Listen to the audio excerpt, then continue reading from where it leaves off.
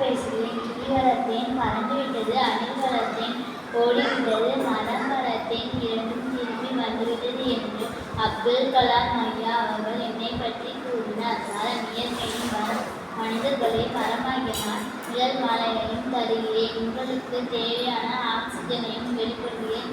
காய்கனிகளை தருகிறேன். மண்ணில் வேரோடு இருப்பதால் மண் அரிப்பை தடுக்கின்றேன். விலங்குகளுக்கும் பறவைகளுக்கும் வாழ்வு தருகிறேன். ஆனால் மனிதர்களே, நீங்கள் எங்களை தொழிற்சாலை அமைத்தல், சாலை அமைத்தல், காடுகளை அழித்தல் போன்ற பல காரணமாக அளிக்கின்றார்கள். எங்களை அழிப்பதனால் காலநிலை மாற்றம், பூகோள வெப்பமயதல், கடல் மட்ட உயர்வு போன்ற பல பிரச்சனைகள் வருகின்றன.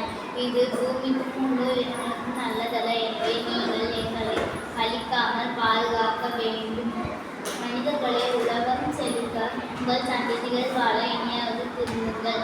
மனித வனம் காக்க இயற்கை வனம் பேணுங்கள். மரம் நிறைய இருந்தால்தான் உங்கள் சந்ததிகள் மகிழ்வுடனும் ஆரோக்கியத்துடனும் வாழ்வார்கள்.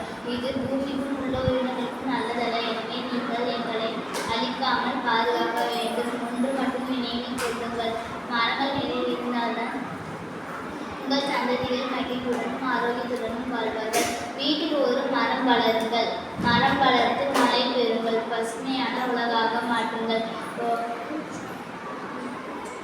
இயற்கையின் கடவுள் மனிதனின் உயிர் மூச்சு. நிலத்தல் சேவலை மரம் நடுங்கள். மரம் செழித்து மழை கொடுத்து பூமி மகிழ கை கொடுங்கள். நன்றி.